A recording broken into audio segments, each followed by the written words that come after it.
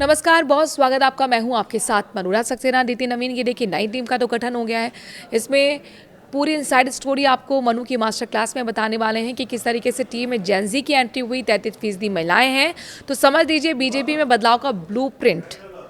BJP ने इस बीच breaking news ये मिल रही है कि संगठन में एक बड़ा फेरबदल भी किया है। कई राज्यों के प्रभारियों की नियुक्ति कर दी है। विनोद तावड़े को उत्तर प्रदेश का प्रभारी बनाया गया है, जबकि सतीश पूनिया को पंजाब और तरुण चुग को गुजरात की जिम्मेदारी सौंपी गई है। तो पार्टी ने उत्तर प्रदेश, पंजाब और गुजरात के आगामी विधानसभा चुनाव के लिए कमर कस ली है। बीजेपी के अध्यक्ष नितिन नवीन की अगुवाई में घोषित नई राष्ट्रीय टीम में कई नए चेहरों को जगह दी गई है, तो वहीं चुनावी राज्यों की जिम्मेदारी अनुभवी नेताओं को सौंप दी गई है। पार्टी ने विनोद तावड़े को उत्तर प्रदेश विधानसभा चुनाव का प्रभारी बनाया गया है। उनके साथ जगदीश ईश्वर भाई पटेल को सह प्रभारी की जिम्मेदारी दी गई है। तावड़े बीजेपी के राष्ट्रीय महासचिव और राज्यसभा सांसद हैं। उत्तर प्रदेश बीजेपी के लिए काफी महत्वपूर्ण राज्यों में से एक है। ऐसे में संगठन की कमान तावड़े को सौंपना अहम माना जा रहा है। वहीं सतीश पूनिया को पंजाब विधानसभा चुनाव का प्रभारी बनाया गया है। पूनिया भी बीजेपी के राष्ट्रीय महासचिव और राज्यसभा सांसद हैं।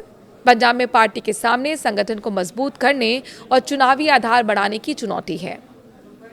तरुण चुग को गुजरात विधानसभा चुनाव का प्रभारी नियुक्त किया गया है। चुग राज्यसभा सांसद हैं और पार्टी संगठन में पहले ही अहम जिम्मेदारियां संभाल चुके हैं। गुजरात बीजेपी का मजबूत गढ़ रहा है। ऐसे में आगामी चुनावों को देखते हुए संगठन की जिम्मेदारी उनके हाथों में देना काफी महत्वपूर्ण है। तो बीजेपी अध्यक्ष नितिन नवीन की नई टीम के इंतजार की घड़ी खत्म हो चुकी है और देखिए किस तरीके से संगठन में बदलाव हुआ, नई टीम की घोषणा हुई और इसमें कुल मिलाकर 2027 और राज्य चुनाव के 2029 के लोकसभा चुनाव का खाका भी लगभग अब इस टीम के जरिए तैयार किया जाएगा। तो बीजेपी के राज्य की कमान नितिन नवीन संभाले हुए हैं। कम उम्र के नेता हैं और युवा को भी उन्होंने अपनी टीम में जगह दी है और उनकी टीम के ऐलान के साथ ही विश्लेषण भी शुरू हो गया कि किस तरीके से बदलाव में क्या कैलकुलेशन की गई है। तो कुल मिलाकर ये माना जा रहा है, जो कि राजनीतिक विशेषज्ञ ये मानते हैं कि इसमें राजनीतिक अनुभव को भी उतनी ही जगह दी गई जितनी युवाओं को यहाँ पर जगह दी गई है। नए चेहरों की भी एंट्री हुई है। तो वहीं जो ये बदलाव हुआ उसमें कुल मिलाकर जो राजनीतिक अनुभव वाले चेहरे थे उनको अब कई राज्यों की कमान भी सौंपी गई है। जिसमें आपने देखा विनोद तावड़े को, तरुण चुग को और साथ ही यहाँ सतीश पूनिया को एक बड़ी छलांग दी गई है। उनको राष्ट्रीय संगठन में जगह मिली और इसके साथ साथ पंजाब का चुनाव प्रभारी भी घोषित कर दिया गया है और उनके कंधों पर एक बड़ी चुनौती होगी। हालांकि सतीश पूनिया के बारे में हम बता दें कि उससे पहले वो हरियाणा के भी चुनाव प्रभारी रहे थे और वहाँ पर बहुत अच्छा उनका काम रहा, जिसकी वजह से हरियाणा में बीजेपी ने कम बैक के लिया।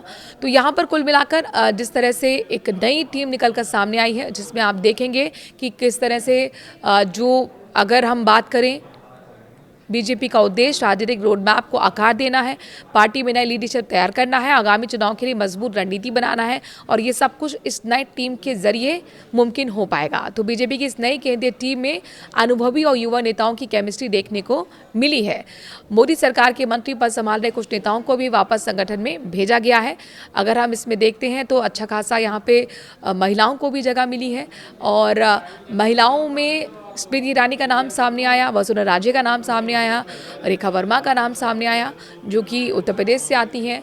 तो कुल मिलाकर महिलाओं को जिम्मेदारी दी गई है। महिला वोटर के साथ साथ जेंजीज पर भी फोकस हमें देखने को मिला है।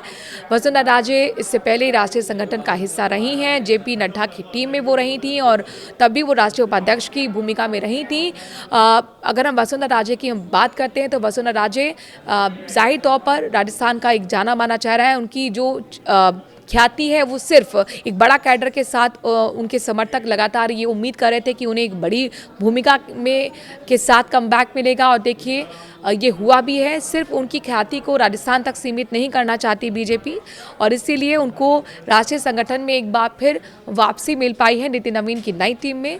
और वसुंधरा राजे जो कि पहले राजस्थान की मुख्यमंत्री भी रही, एक बड़ा कैडर उनके साथ रहा है और उनके राजनीतिक अनुभव जो है उसका इस्तेमाल यहाँ पर राष्ट्रीय संगठन में बीजेपी करने की कोशिश कर रही है। वहीं सतीश पूनिया के बारे में अगर हम बात करें तो सतीश पूनिया हाल ही में राज्यसभा के सदस्य भी बने थे और उनकी एक बड़ी छलांग यहाँ पर दिखती है।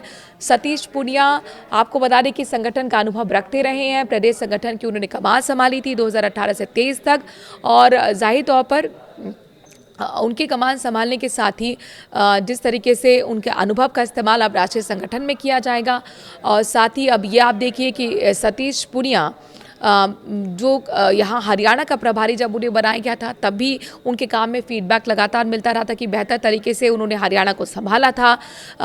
किस तरीके से सरकार के साथ संगठन का समन्वय बनाना है वो बेहतर तरीके से जानते हैं, समझते हैं, और इस तरह के राजनीतिक अनुभव का इस्तेमाल अब राष्ट्रीय पटल पर भी बीजेपी ने किया है। और इसीलिए उनके अनुभव को देखते हुए पंजाब, जहाँ पर आगामी चुनाव होना है, विधानसभा का चुनाव 2027 में है, वहाँ पर भी उनको एक बड़ी भूमिका दी गई है। पंजाब की कमान भी उन्हीं को सौंपी गई है, यानी कि कुल मिलाकर सतीश पूनिया के लिए एक प्रमोशन से कम उनके नितिन नवीन की टीम में जो उनकी जिम्मेदारी मिली उसको देखा जा रहा है।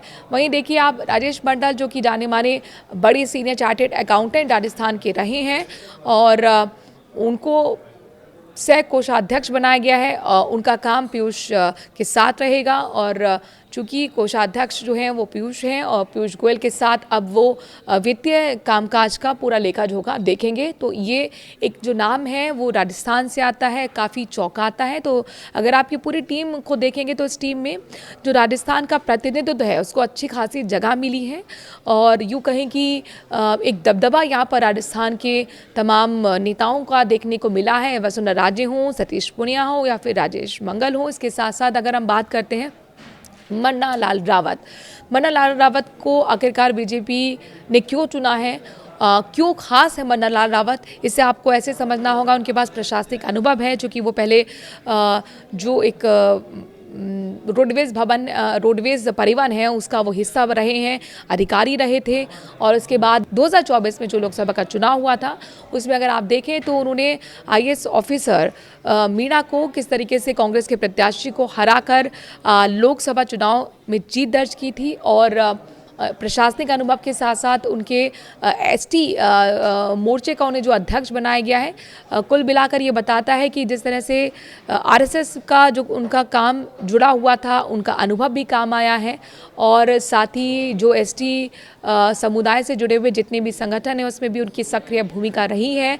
तो किस तरीके से आदिवासी समुदाय में अपनी पैठ को और मजबूत बीजेपी को करना है, ये मन्ना लाल रावत के जरिए बीजेपी करने की कोशिश करेगी। हाल ही में जिस तरीके से आपने देखा राजस्थान में एक संग्राम छिड़ा था वांगड़ इलाके में, चूँकि जो राष्ट्रीय धरोहर के रूप में यहाँ पर पहचान मिलनी थी, महापुरुष के स्थल को वो नहीं मिल पाई थी, और इसलिए एक बड़ा सेटबैक बीजेपी के लिए था। तो एक डैमेज कंट्रोल करने की भी कोशिश मन्ना लाल रावत के जरिए यहाँ पर बीजेपी ने नितिन नवीन की टीम में जगह देकर की है। इस तरह के यहाँ पर कुल मिलाकर लोगों का ये जो अनुभव साथ में लेकर चले, प्रशासनिक अनुभव लेके चले, साथ ही मन्ना लाल रावत राजस्थान में एक बड़े चेहरे खासतौर पर एसटी समुदाय के तौर पर गिने जाते हैं, एक आदिवासी बड़ा चेहरा है, तो उनको भी ये जगह मिली है। हालांकि सुनील बंसल का नाम भी यहाँ पर जिक्र करना बेहद ज़रूरी होगा, कोटपुत्ती से ज़रूर आते हैं, लेकिन उनको जगह मिली, उनका प्रमोशन मिला।